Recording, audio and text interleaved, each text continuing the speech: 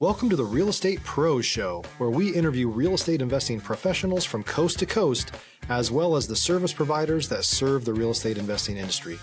Our goal is simple: share what's working now to help you improve and scale your business to the next level and meet the pros that can help you get there.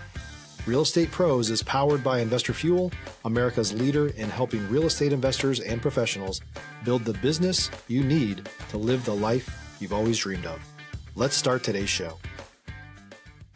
Property insurance for real estate investors doesn't have to be difficult, but it does need to be there to protect you when you need it. MyInvestorInsurance.com not only provides insurance at 15 to 30% cheaper than traditional agencies, it's built specifically for real estate investors like you. You can set up an account in about 2 minutes, get quotes on properties, turn on and turn off insurance for your fix and flip or rental properties in around 2 minutes without having to talk to anyone directly, all through our portal. There's no better way or faster way to make sure you've got the coverage you need to protect you, and no more lengthy policies either.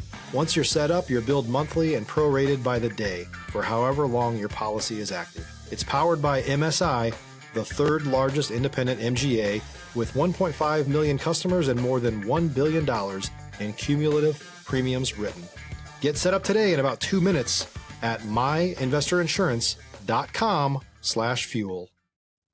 Hey everybody, welcome back to the show. I'm your host, Dylan Silver, and today on the show we have Branden Lowder out of the Los Angeles area with over 30 years of experience and 20 years of real estate professional development, instruction, and training throughout the country. Branden, welcome to the show. Hey, thanks for having me. Appreciate it. Absolutely. You know, I always start off at the top of the show asking folks how they got into the real estate space. Well, that's a great question, Dylan. So I actually started in a very small town in Arizona called Lake Havasu City back in 1993. Believe it or not, I was 24 years old. Did a little college, wasn't really into college. And I've always had this entrepreneurial mindset and decided that real estate would be a good opportunity. And I've been in it for 32 plus years now. So was this in California? No, I started in Arizona. Okay. And then I moved to Los Angeles about 16 years ago. So Arizona today is, I feel like, one of the hotbeds of real estate. I've had so many folks in Arizona. I'm in Texas myself, so Sure. Another hotbed. Back then, what was Arizona like? You're talking early 90s. What was the space like in Arizona? Well, I think Arizona has always been, in my words, more of a pro-growth state.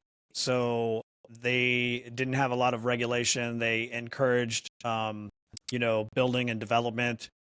Arizona obviously has a lot of land as well.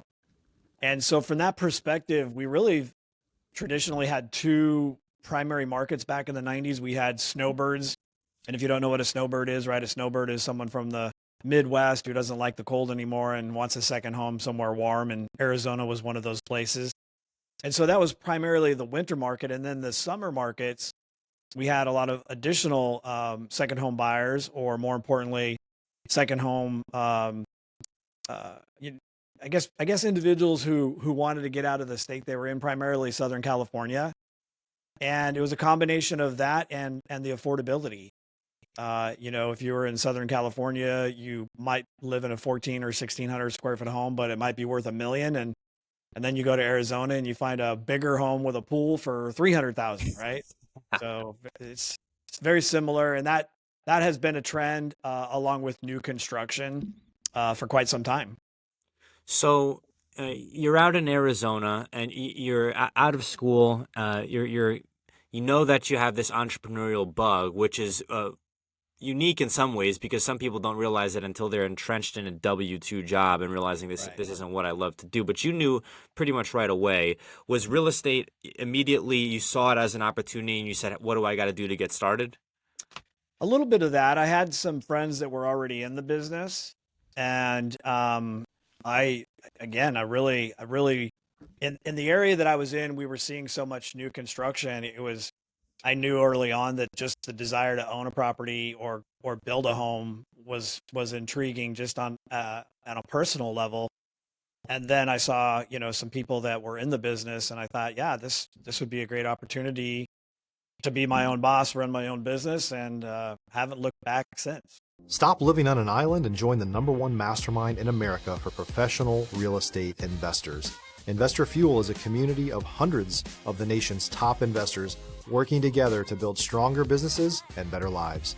In addition to the amazing community of real estate investors acting as a board of advisors for one another, Investor Fuel members have access to 100% funding on purchase and repairs for our members only, a health insurance program, and benefits and discounts that more than pays for the membership of most of our members, meaning it's actually costing you money to not be a member of Investor Fuel.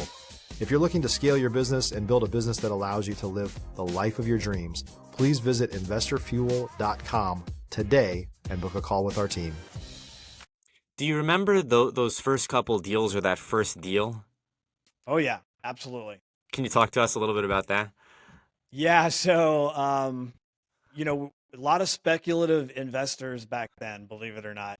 And the place that I was in, which was Lake Havasu City, was unique in that there were homes that were built in the 70s and then brand new homes being built next door. A lot of diversity, a lot of land that was for sale. And one of my first clients was actually a real estate investor. And he actually came from the Southern California area. And I'll never forget Dylan, because he bought 3 lots, or at least I originally wrote these offers as 3 lots, right? And he was paying cash, and I didn't really know any different. And when he came to close, he literally brought coffee can money, $33,000 in cash and coffee cans. And I'll never forget, while he was counting it out in the table, on the table in our brokerage, the broker came walking by, and he just had this look on his face like, what is going on? And so that was my first introduction to a real estate transaction, all cash. And so that was a fun experience. Okay, so you went the path of being a licensed agent, it sounds like, right? That is correct. Okay, so licensed agent. I actually just got licensed last week in Nice. Texas. So I went from selling cars. I've said this on earlier shows. Selling cars, was entrenched in it and felt like I wasn't able to see how this was a wealth creation strategy for me. Wasn't getting promoted. Felt stuck. Got into real estate wholesaling. Have done that for a year and a half. Really Right. enjoyed the networking component of it, but also felt like, as you can probably attest to, Brandon, there's some level of tension between wholesalers and realtors. And I There felt like is. every time that I would get on the phone with a realtor, I would just get shut down to a degree. It would almost have to be like beat around the bush, to the point where there are some major companies that do wholesale or some variation of it, and instead of calling themselves wholesalers, they'll be like, oh, no, that's not what we're doing, and they'll use some fancy way to dress up. Sure. Yeah, it's like you're a wholesaler, and be proud of it. And so I decided I am going to go be a real estate agent. So that's the path that I took. You went that road immediately. In your head at that time, are you thinking real estate investments, or are you thinking I'm going to grow a brokerage and get this as big as possible? No, I went into it because I knew I wanted to be my own boss and really control. I've always been a hard worker. I was raised that way. So putting in the time and energy, that was easy for me. And to your point, right? If you're going to put in time and energy, maybe it would be nice to make a little bit more income, right? But Yeah. Dylan, I didn't grow up in money. So for me, having any kind of an understanding of investing in real estate purely came from me getting into real estate, falling in love with it, and meeting other clients who bought and sold real estate. That at that point, I recognized there was a whole nother level of real estate. To your point about wholesaling, really what I learned to do in the 90s was not called wholesaling at the time. We called it double escrowing. Hmm. And it's similar, except that we really weren't trying to transfer or sell a contract. We were literally opening an escrow. So let's say you owned a vacant lot, and you and I agreed I was going to pay you $10,000 for it, but Hmm. I also had somebody else who was willing to pay me $13,000.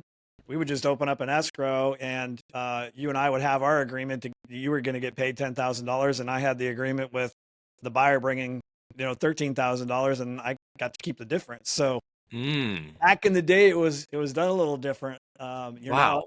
not really allowed to double escrow anymore. And It's like a again, double close in a way. it is very much so. Yeah, very much so. So Okay. I learned that, but I really didn't become a real estate investor until 2012, believe it or not.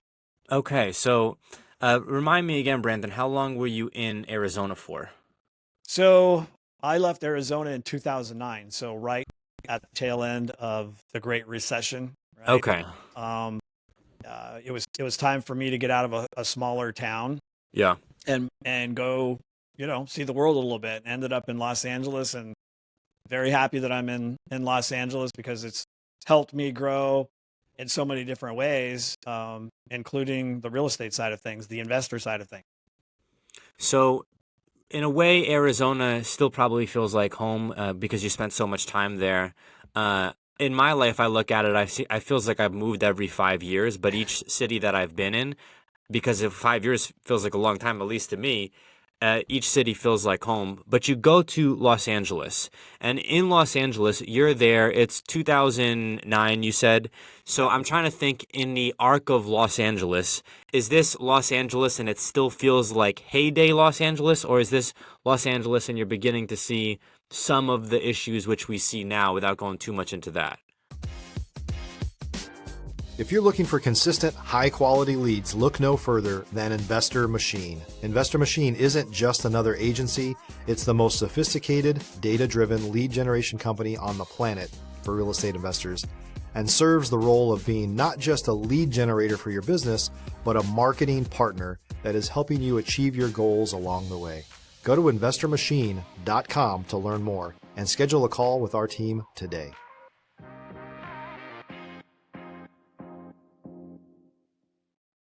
Yeah, I think I honestly went into it Dylan blind, not necessarily knowing what the real estate market was like or going to be like. And so I met my current wife, who's also my partner at that time. She's been in real estate as well, and her business was predominantly foreclosures and REOs at that time. So when I came to LA, to your point, what I got immersed in was BPOs and foreclosures and evictions. And that just elevated the whole introduction to the investor space because, predominantly most of those REO properties that were sold were to investors themselves. So you actually got into a business which was, in some ways, depending on which side of it you were on, booming. Because if you're involved in foreclosures, if you're able to facilitate and transact in that space during that time period, you're one of the few people I can imagine that has a working model because everyone else was, seeing the blood in the water. I would like to think that, to be fair. I don't know very many real estate agents that actually have a working model. I think the top producers do. I think the people who are genuinely making a business in the real estate industry are following models and systems. But I would say a hard 85 to 90% of most real estate agents don't have a model, and I was one of those models. It's just you're taking the business that's basically being handed to you, right? And Yeah. so it was a blessing because, to your point, the amount of inventory was there at that time, right? So in 2009 and 10 and 11 and 12, there was a plentiful amount of properties, especially for investors, because the banks at that time, right, they needed to turn properties. They didn't really have the wherewithal to manage utilities and all the things that come with that many properties. And they were, you could get a property for 60, 65, 70 cents on the dollar, Mm. at that particular time, right? So good way to flush the system from inventory and provide opportunity to investors. And from our perspective as a real estate agent, it put us in front of more and more investors, which helped us in turn learn more about that space and, how do investors work, right? So I didn't go to a school. I didn't go to classes on real estate investing. It's all learning from others and street smarts, right, to a certain degree, until around 2010 when I actually started teaching a class called the Certified Investor Agent Specialist class. And that, again, is just another part of real estate where there's so much real estate. There's so many variations of real estate. Trying to find your niche Yep. can be challenging for a lot of agents. And just clicked for Tammy and I, because we had product, we had investors, and now it's time for us to learn what that really means, even as an investor for ourselves, like the math and when to say no, and not everything is a deal, right? Kind of thing. Branden, do you still remember those years when you were getting to LA and working with the foreclosures? Is that kind of ripe in your mind, or does it seem more like a distant memory as far as your origins goes? No, I mean, I remember it pretty vividly, right? And it wasn't even the foreclosure part of it, Dylan, was on the front side of it. And then what started slowly transitioning into that space was short sales. So there weren't a lot of short sales necessarily happening, or there were more foreclosures, I could say, than short sales. And then that opportunity changed again, because right around 2010, the government got a little bit more involved, and the Yeah. Dodd-Frank Act came out, and it was all about helping people avoid foreclosure, which I still believe in. But there are a lot of people who, like you said earlier, they smell blood in the water, Yep. and right or wrong, maybe potentially took advantage of certain situations, for sure. If you're a new or newer real estate investor looking to launch or grow your real estate investing business, please check out Investor Fuel Club. It's a coaching community, but unlike anything you've ever seen before. And you can actually partner with members of our mastermind from coast to coast on deals right in your market. There's no better opportunity to build a consistent business than to literally partner with pros to help you avoid costly mistakes, avoid the need for capital to do deals, and help you eliminate your fears as you're starting your business. Learn more about Investor Fuel Club at investorfuel.com/club. I can imagine that there were definitely some sharky people who probably investors who weren't encumbered by having a real estate license could come in and make very low offers and make deals happen. But being in that space, if we can do a deep dive here, Sure. this is a space where I think a lot of agents don't touch. A lot of agents don't touch. So here you come, you're new to LA, and you're effectively immersed in this. You're talking about looking at some of these foreclosures, but then dealing with short sales. Were you doing a lot of short sales at that point in time? Was that like what was happening? It was the main deal at that point in time? So I think the right way for us to say, I think what you're asking would be, so we have a combination of transactions we actually facilitate ourselves, and then we have other real estate agents or institutions where we help them facilitate a transaction. So collectively, between foreclosures and short sales, we've probably done almost maybe 500 or just a little over 500 of those transactions. And, that's a lot.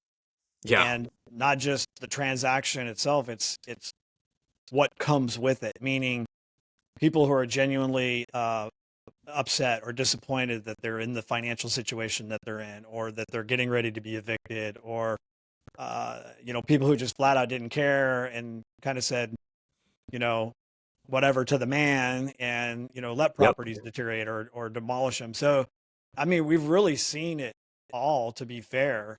And I think what I've learned is that there's always going to be a distressed market to a certain degree. It just might not be as significant as it was in 2009, 10, 11, and 12.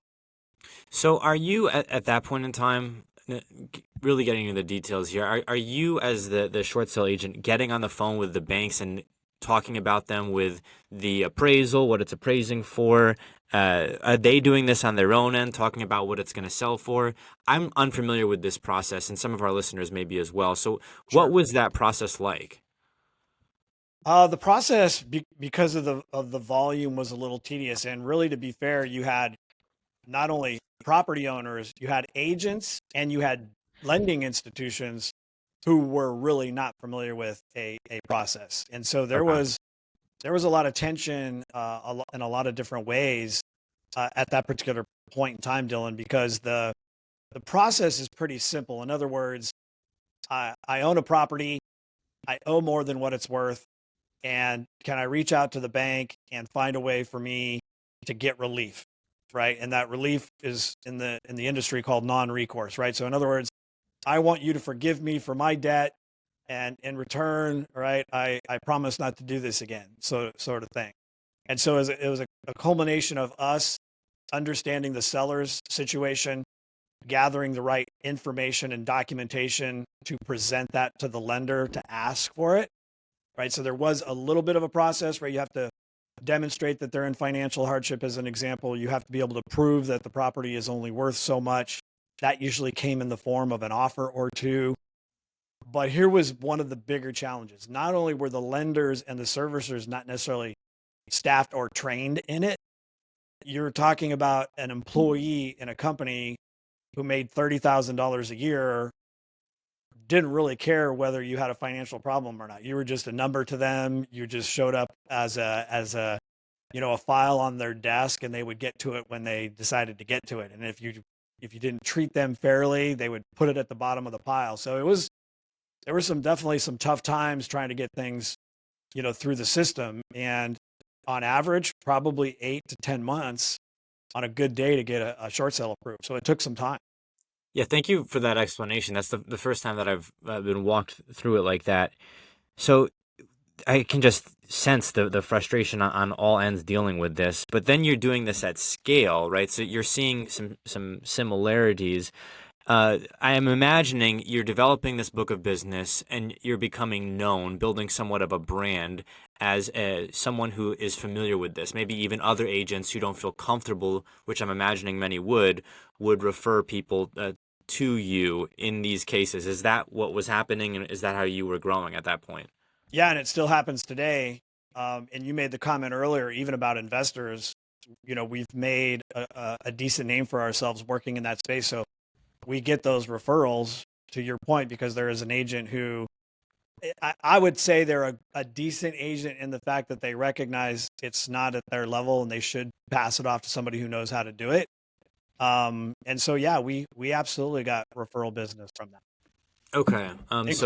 Including the banks and servicers. We would get calls directly from them, from a borrower who reached out and said, "Hey, I'm in trouble. What should I do?" And we had such a great reputation that even the banks would call us. Would these be the banks that they owe the money to? That is correct.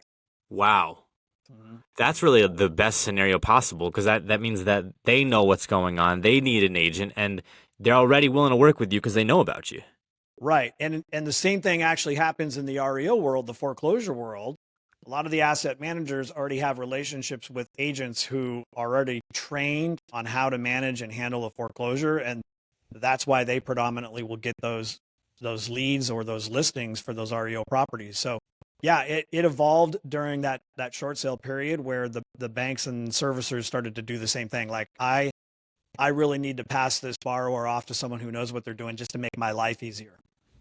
Very, very interesting. I'm sure we could spend another whole podcast just talking about these strategies, but I do want to get to where you are today. It sounds like heavily involved in, correct me if I'm wrong, instructions and training. Is this correct? It is. And the instruction and training is really helped me build the systems and models to follow. It's helped me not be a hypocrite as an instructor. It's helped me help thousands of other real estate agents learn how to work with investors properly, to not only understand the investing space, but to hopefully become an extension of what that investor's goals are. We teach a very proactive model, meaning we really teach agents how to look at real estate through a different lens. In other words, Dylan, every property out there has some rate of return. It's just most real estate agents aren't looking at it that way. They look at the home you own as an opportunity to get a listing and make a commission, and they limit themselves. It's like the hammer analogy. If the only tool you have is a hammer, everything that you see is a nail, right? And there's so many other issues out there than just nails. There's so many situations in real estate. So what it's done for me is several things. I became an instructor teaching it, which made me realize I need to understand it and own the content, which then made me realize somebody already put together a system and a model that I should follow for us to build our real estate business around.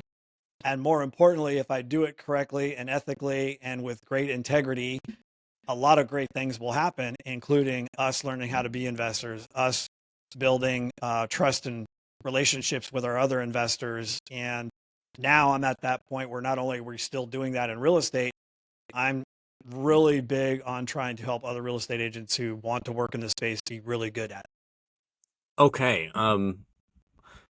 Lots to touch on there.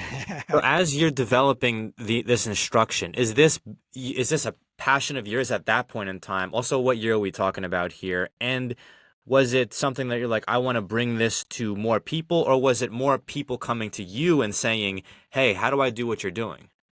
No, I originally in 2010 got the opportunity to become an instructor for the same class that I have now, right? So I was an instructor, and that company, the Sharfins, had already built a book of business nationally with other brokerages. So this became a training program that they were offering in 2010. And I was just blessed to be one of the lead instructors. And so I taught this class from Portland, Maine to Seattle, Washington up until about 2015. And then those owners put everything on the shelf, and it really didn't do anything with the product. And then in 2022, they reached out and said, hey, I think this is a good time to bring the product back. Are you interested in buying it? And so my wife and I, Tammy and I, decided this is a great opportunity because I do love teaching and instruction. We're still in the investor space. So we updated the content and kind of revitalized it and launched it about a year and a half ago. And since then, right now, we're getting the word out there. And the idea, Dylan, is there are real estate investors who would love a trustworthy real estate professional to help them find deals or sell deals without it making it sound like it's all about the real estate agent and the commission, right? And most agents genuinely don't understand how investors work. You brought up a great point earlier in the fact that you became a wholesaler, and that's a great example of, if you don't understand the wholesale market, you're probably already going to have an attitude about wholesalers if you don't even understand the opportunity or why. So what I would tell you, well, most of the people we teach today, real estate agents, when it comes to lead generation and marketing, I always say, you want to know who does a better job at lead generating to homeowners? Those are wholesalers. They do a way better job than you do. And there's truth to that, right? Yeah. So, but there's no reason to have these walls and these barriers. And so I'm a believer in collaboration, and that you can't take 100% of the business. And so we're just trying to bridge that gap with this class to where we can have real estate agents be more comfortable in understanding real estate investing. That's the first step. How can they be an investor themselves, maybe, which would be a great step, helping them build wealth. And then more importantly, how can you, again, work with investors and not, be a thorn in their side, so to speak. And that example would be real estate agents, Dylan, typically they find a deal, whatever they think deal is. But what they do is they send the investor an address as an example. And what they don't realize is that investor now has to do work. They have to run the numbers. They have to, right? They have to do all of these other things to make a determination of whether it's a deal or not. And because most real estate agents don't understand that, they now are missing that major component on how that investor feels about that real estate agent, which is like, oh, you're just another real estate agent. So what we do is we teach a proactive model, meaning I already talked to Dylan. He's got a property to sell. I already ran the numbers, and those numbers are this. And now I'm going to send that to the investor in such a way that the investor only has to say yes or no to it, rather than having to do all of the work, right? Yeah. So that's an example of what we're trying to accomplish, is teach the agent real estate investing. Hopefully they become an investor, and then hopefully they understand it to where they can go out and earn the right to work with investors. Man, we could have a full conversation about this, because I'm thinking about all the deal formulas that I learned as a wholesaler, Right. which I know there's a great real estate school out here that helped me pass my real estate exam on the first try. I didn't think I was going to pass. But they didn't, of course, their goal is not to teach you to think like an investor. So, Right. To your point, Branden, it was exactly like you're saying. Like these investment strategies are going to be obfuscated or unclear, or maybe even seem like hands off to a lot of newer agents and even seasoned agents, because you just don't deal in that realm. And in some cases, I experienced, at least personally, that it may even be frowned upon to network with wholesalers, which I am and was one at the time. Sure. Yeah. But, Yeah. I digress a bit here, and we'll have to have you back on. We are coming up Yeah. on time, though. No, Branden, no where can problem. folks go to get a hold of you? So the easiest place is our website, which is CIAS, which stands for Certified Investor Agent Specialist. So CIASdesignation.com. They can get a good understanding of what it is that we have to offer, any upcoming classes as well. Or our Gmail, which is CIASdesignation@gmail.com, if they'd like to learn a little bit more about it. We always get this question too, Dylan, if you don't mind. We just did a live class in Phoenix, and I would say 30% of that class were other investors who weren't licensed. So the class is a great class just to understand the fundamentals, or maybe a more responsible way to invest in real estate, along with self-directed IRAs and 1031 exchanges and, financing. And so it's a very well-rounded course. It's very eye-opening for most people, which is great. Is there an event coming up here that's already on the calendar? There's several, and most of them are via Zoom at the moment, which is great. So we do a live in-person Zoom class. And then the only other live in-person class we have is in the city of Orange, California at the end of the month. Got it. Well, wow, so much to dive into. We'll have to have you back on, Branden. Thank you so much for coming on the show and for giving us some value today. Yeah, Dylan, thanks for the time and the conversation. I really appreciate it. Thanks for joining us for today's Real Estate Pros Show. You can learn more about the amazing benefits of the Investor Fuel Mastermind community, including surrounding yourself with hundreds of other rock stars, 100% financing for your deals, and members-only discounts from vendors you're likely already using that, as a member of Investor Fuel, will save you more than the cost of your membership. Visit investorfuel.com to learn more. If you're interested in joining us as a guest of this show, please visit investorfuel.com/pros to apply. You can also check the show notes for access to free resources, how to get access to world-class lead generation, and much more. Don't forget to subscribe so you never miss another episode. Have a great day. We'll see you on the next show.